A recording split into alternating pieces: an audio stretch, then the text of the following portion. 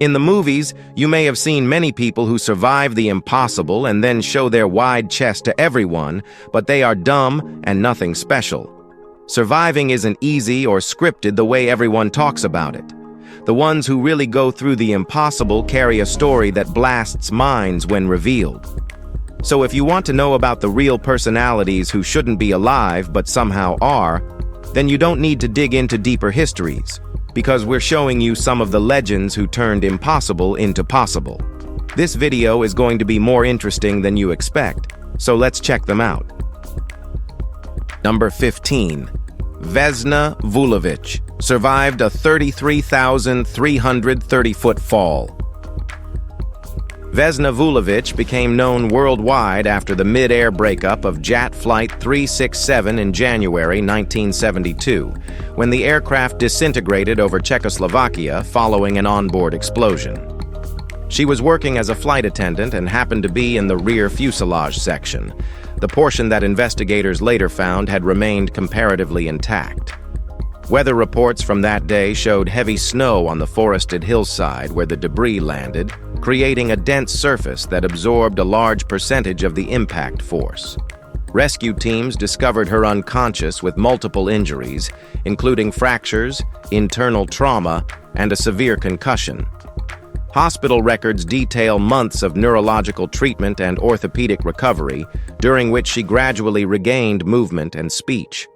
Aviation analysts often revisit this incident because the combination of debris structure, impact angle, terrain, and environmental conditions formed a sequence rarely observed in high-altitude breakup events, providing unusually detailed physical data about survivability in explosive decompressions. Number 14. Tsutomu Yamaguchi survived Hiroshima and Nagasaki. Tsutomu Yamaguchi was working for Mitsubishi Heavy Industries when circumstances placed him within range of 2 separate nuclear detonations in the same week. He was preparing to return home from Hiroshima on August 6, 1945, when the first bomb exploded a short distance from his position. Medical documents from the local emergency stations recorded burns on his upper body, ruptured eardrums, and temporary vision loss. Despite these injuries, he reached Nagasaki the following day and reported to his workplace. During the morning briefing on August 9th, the second bomb detonated, exposing him once again to blast pressure and radiation. Structural engineering notes from the site indicate that he survived by taking shelter behind internal support framing, which shielded him from falling debris. Over the following weeks, he showed classic signs of acute radiation response, but stabilized under hospital supervision. Number 13. Aron Ralston amputated his own arm to escape a boulder. Aron Ralston's 2003 incident in Utah's Blue John Canyon stands as a well-examined case of self-rescue under entrapment conditions. While navigating a narrow slot canyon, a dislodged boulder pinned his right arm against the wall, immobilizing him completely. With limited water and no cell signal, he attempted multiple extraction strategies over several days, documenting his condition on a handheld camera. Dehydration and hypothermia became progressive risks as nighttime temperatures dropped. On the 6th day, after realizing circulation had ceased in the trapped arm, he used the mechanical advantage of the boulder to break the radius and ulna, then completed the amputation using a dull multi-tool blade. He then rappelled about 65 feet and hiked several miles until a search helicopter located him. Trauma surgeons later noted the precision of his self-performed disarticulation, which allowed functional recovery with a prosthetic. Number 12. Anna Bogenholm, trapped under ice for 80 minutes. Anna Bogenholm was skiing with colleagues near Narvik, Norway, in 1999 when she lost control on a steep descent and slid into a narrow stream bed covered by a thin layer of ice.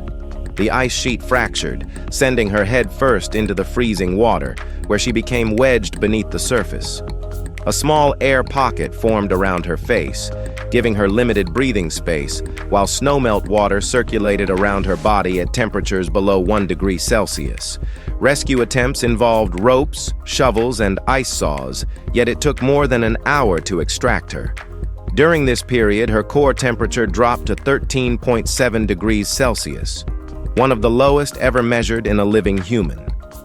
Once airlifted to Tromsø University Hospital, she was placed on a cardiopulmonary bypass machine that slowly rewarmed her blood.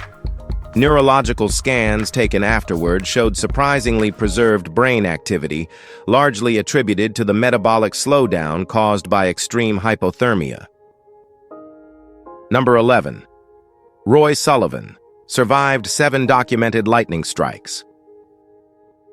Roy Sullivan worked as a ranger in Shenandoah National Park, an environment with high summer storm frequency and elevated terrain that increases electrical discharge activity.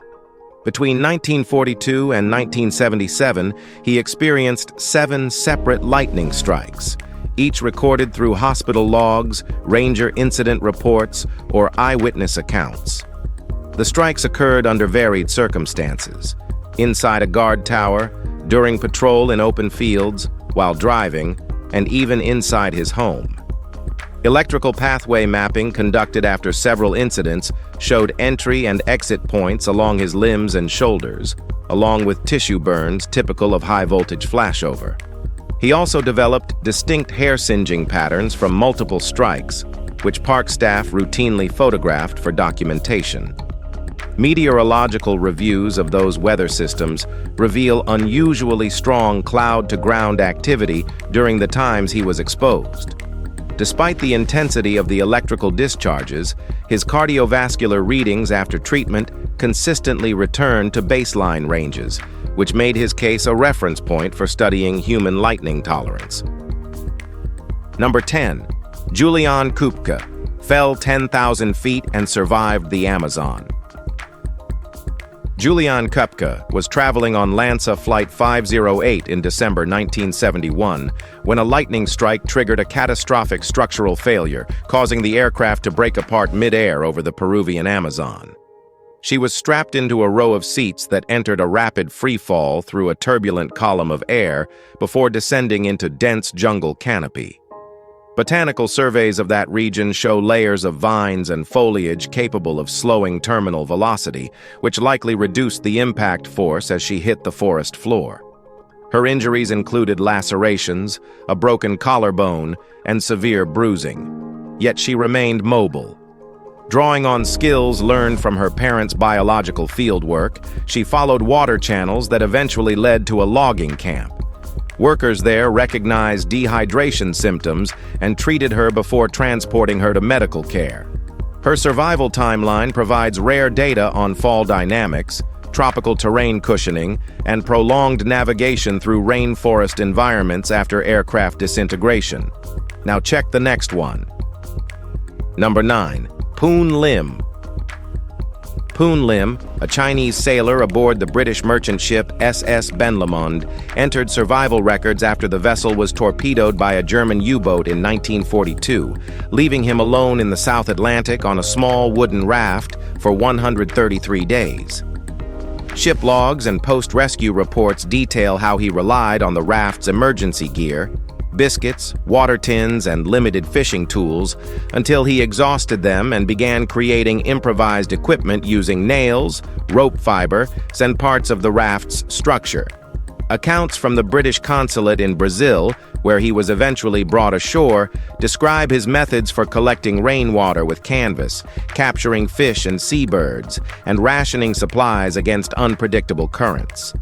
Naval authorities reviewing his survival noted that he encountered multiple vessels, yet avoided boarding due to fears of enemy interception. His timed drift path was later reconstructed by the Admiralty to better understand oceanic movement patterns affecting survivors in the South Atlantic during World War II. Number 8. José Salvador Alvarenga. José Salvador Alvarenga, a Salvadoran fisherman based in Mexico, survived one of the longest recorded periods adrift in a small boat after sudden storms. Disabling communications and engines blew a 2012 fishing trip off course. Maritime records from Mexico and later interviews in the Marshall Islands note that he and a companion drifted deep into the Pacific. After his companion died early in the ordeal, Alvarenga continued alone for more than a year, relying on captured fish, seabirds, and collected rainwater. His fiberglass boat, recovered with him in 2014, provided physical evidence used by oceanographers to trace the approximate drift using regional currents like the North Equatorial Current and trade wind patterns. Medical examinations in Majuro documented severe weight loss, dehydration markers, and dermatological effects consistent with long-term sun exposure. Investigators also noted intact tools, improvised storage methods, and fishing remnants that aligned with his reported survival routine over the 438-day drift. Number 7. Uruguayan rugby team survivors, Andes Flight 571. The crash of Fuerza Aérea Uruguaya. Flight 571 in October 1972 left a group of rugby players, relatives, and friends stranded at high altitude in the Andes, where temperatures, terrain, and lack of supplies created a prolonged survival emergency lasting 72 days. Official accident reports describe the initial impact on a glacier near the Argentina-Chile border and document injuries, destroyed medical supplies, and the complete isolation that followed. Rescue archives show that the survivors constructed a makeshift shelter from the fuselage, tracked avalanche events, rationed scant food, and monitored weather patterns to plan escape attempts. After multiple failed search operations by authorities, 2 survivors, Nando Parado and Roberto Canessa, completed a 10-day trek through the Andes, eventually encountering Chilean muleteers whose alert triggered a coordinated rescue. Hospital logs from Santiago record malnutrition, frostbite, fractures, and altitude-related complications, and the full timeline remains detailed in civil aviation and military rescue records. Number 6. Anatoly Bugorsky. Anatoly Bugorsky was working at the Institute for High-Energy Physics in Protvino in 1978 when a technical malfunction exposed him directly to a proton beam inside the U-70 synchrotron, a particle stream carrying radiation doses far beyond known lethal thresholds. Notes from the investigation describe the beam entering through the back of his head and exiting near his nose, leaving a path that caused immediate skin bleaching and later swelling on the left side of his face. Hospital reports tracked days of intense inflammation, partial facial paralysis, and long-term hearing loss on the affected side, while radiation dose calculations estimated several hundred grays along the beam track, levels normally unsurvivable.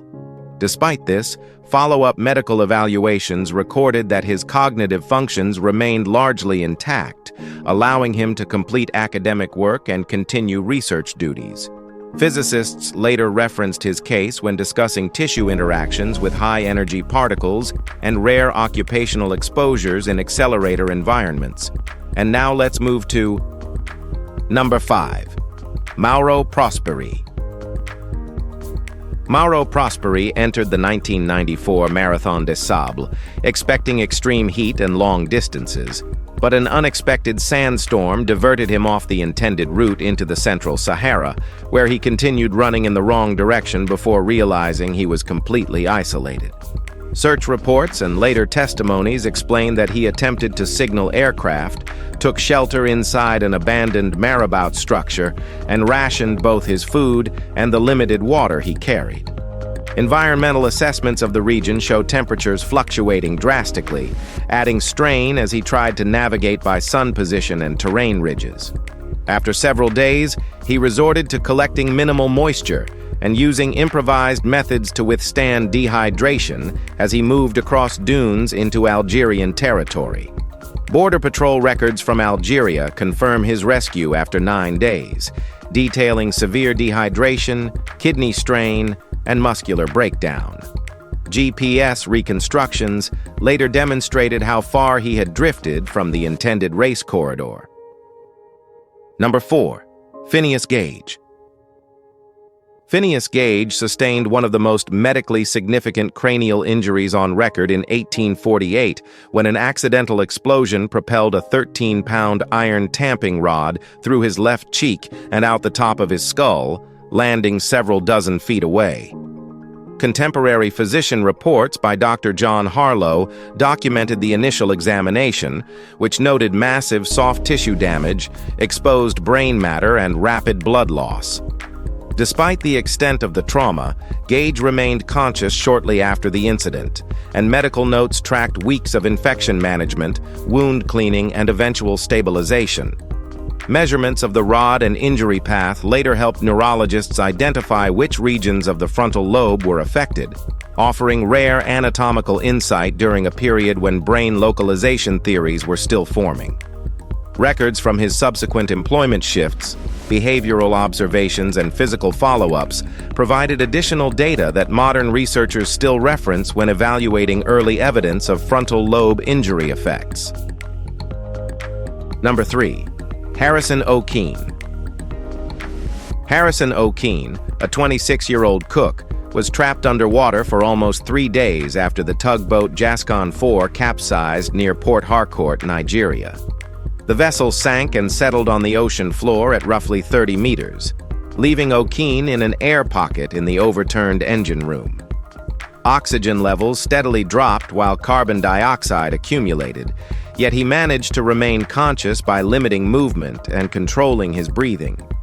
The water temperature hovered just above 20 degrees Celsius, enough to slow his metabolism slightly, but not induce full hypothermia. When divers entered the wreck, they discovered him crouched in a small space amid debris, weak but responsive. He was extracted carefully, and medical examinations indicated moderate dehydration, minor pressure-related injuries, and bruising consistent with confined immersion. The incident became a focus for studies in underwater entrapment, oxygen management, and human endurance under submerged conditions. Number 2. Hugh Glass. In 1823, Hugh Glass sustained catastrophic injuries after a grizzly bear attack while scouting the wilderness near the Missouri River. Deep gashes exposed muscle tissue, ribs, and internal organs, while his left leg suffered compound fractures. Companions, believing he would not survive, left him with only minimal supplies: a pistol, a knife, and half a bottle of whiskey. Over the next several weeks, Glass moved inch by inch, navigating through river crossings, rocky cliffs, and dense forests, relying solely on raw plants, fish, and scavenged game for nourishment. Local climate conditions documented at the time suggest he endured both extreme heat by day and freezing temperatures at night, adding to the strain on his already critical injuries. Upon reaching a settlement, observers recorded emaciation, significant lacerations, and untreated infections. Yet his mobility was sufficient to continue traveling, illustrating an extraordinary combination of endurance, resourcefulness, and physical tenacity. Number 1. Alan McGee. Alan McGee, a B-17 bomber gunner, was expelled from his aircraft at an altitude of around 22,000 feet after flak penetrated the fuselage over Saint-Nazaire, France. The trajectory of his fall carried him through the glass roof of a train station, which partially absorbed the force of impact. Despite sustaining fractures to the spine, limbs, and multiple contusions, McGee remained alive when he struck the ground. French medical personnel provided immediate intervention for internal injuries and soft tissue trauma, stabilizing him in a temporary hospital. Observations during his treatment indicated that the distribution of force across his body, combined with the cushioning effect of the broken glass and underlying structures, contributed to his survival. Subsequent weeks included gradual mobilization, wound care, and monitoring for shock and internal bleeding. His recovery offered practical insights into how complex collision dynamics and structural factors can influence survivability from extreme falls. Every instance compels us to pause, consider, and share insights with those around us.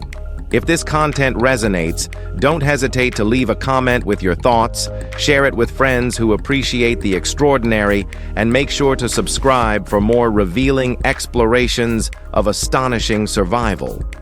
Your engagement strengthens the dialogue, and seeing your reactions adds real value to these moments of insight. We are sincerely grateful for your time, attention, and curiosity. It means more than words can convey, so thank you for being here and contributing to this conversation.